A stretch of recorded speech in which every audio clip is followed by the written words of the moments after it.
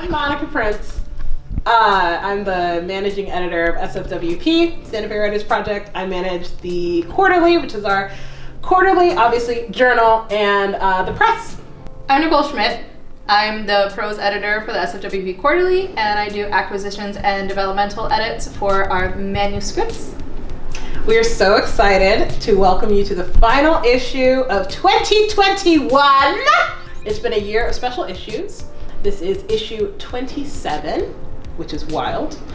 And issue 27 focuses on writers from marginalized communities who have never been published before. Woo! We're so grateful to have you all join us for this experience. We decided to do our intro like this because we've both been published, and we didn't want to bring in an editor who had never been published, not because they don't have excellent expertise, but because we were on a deadline. I'm just gonna be honest about that. And we decided to do this like this because we've never done an intro like this. And our writers have never been published before, so if they're gonna do something they've never done, we're gonna do something we've never done. Perfect. It's not that difficult. Think of yourself like a wheel. Other than containing a lot of cheese, I have nothing to do with the wheel. I have nothing in common. Yourself like a wheel. I think I want to go that way. Okay. Whatever direction you're feeling good about. Remember, it all starts with a deep breath, fam. Wonderful.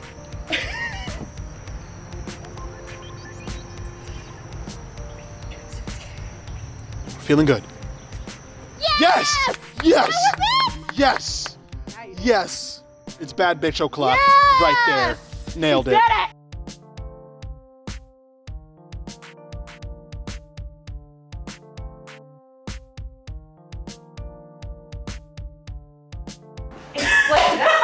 I think it's a skirt!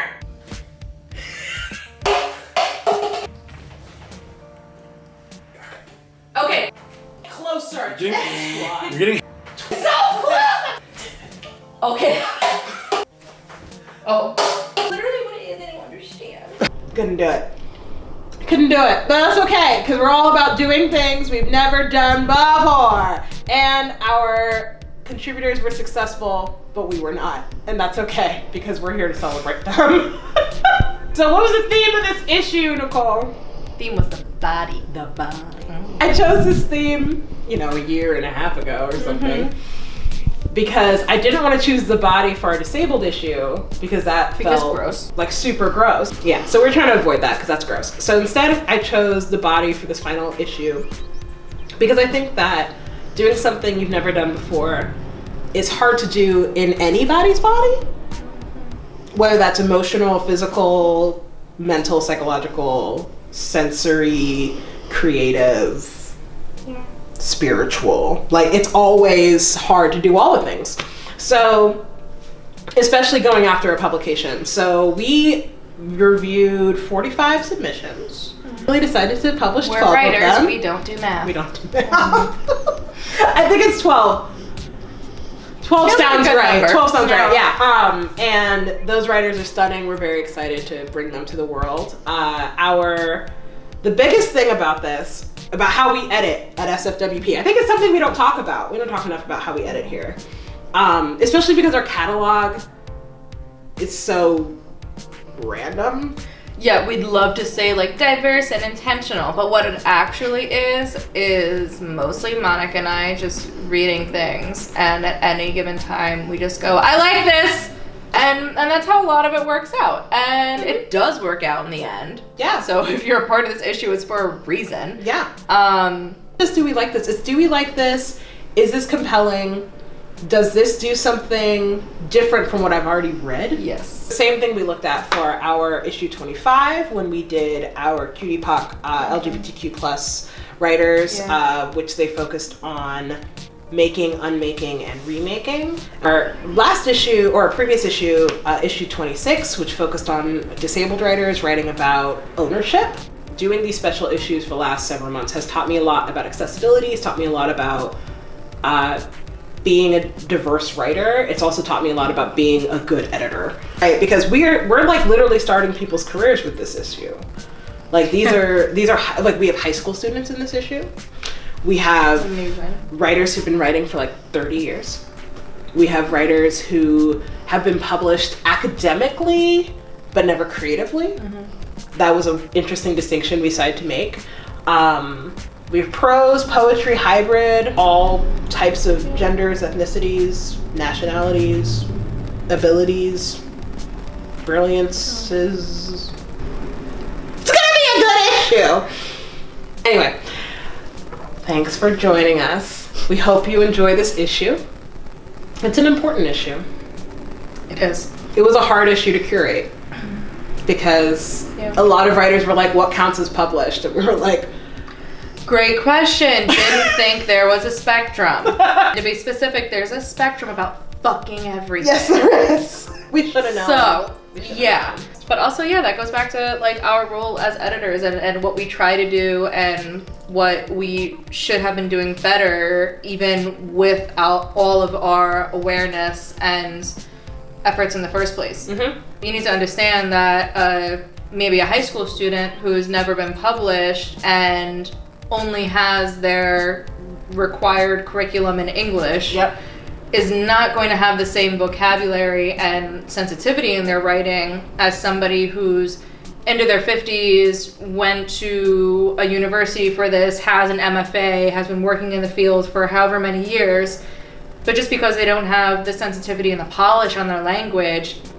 doesn't mean that they don't have a better story. And I mean vague story. Literal fiction story, like nonfiction piece, poetry, narrative, like whatever it is. So that was a really interesting thing for us to kind of reconcile for this issue, that it's not literally about, you know, having the best vocabulary or being able to be pinned down of like, oh yeah, I bet that they studied folk. Fine.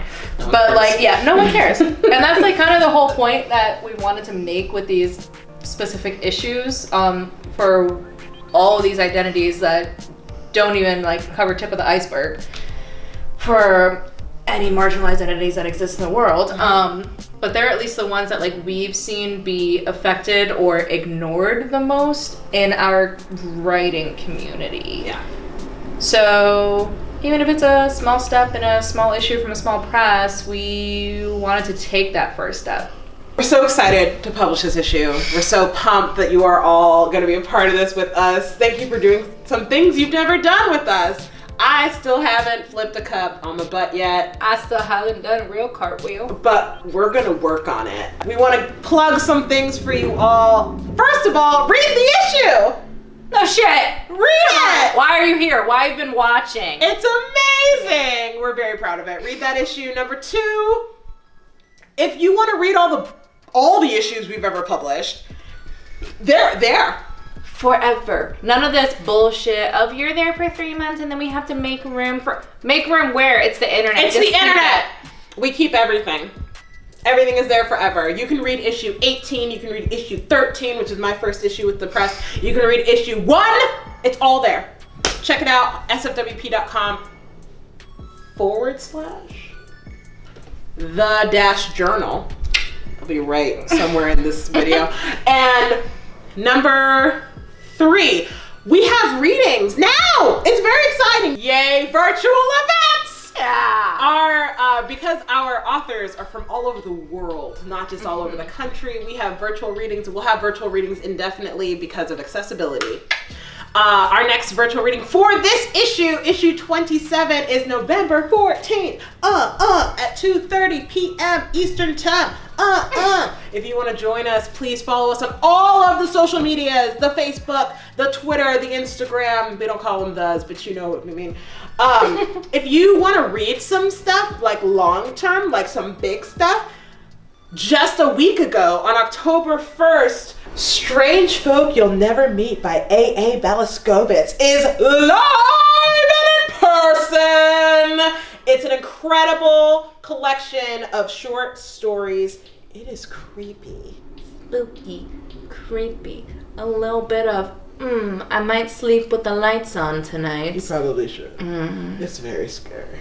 Any story you ever liked from your childhood, prepare to have it ruined in the best fucking way. Destroyed. Yeah. This is an incredible book. We are so excited about this book. It just came out October 1st. Get it now. Second, we have the second book I picked, actually.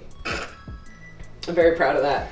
I'm Not Hungry, But I Could Eat by Christopher Gonzalez.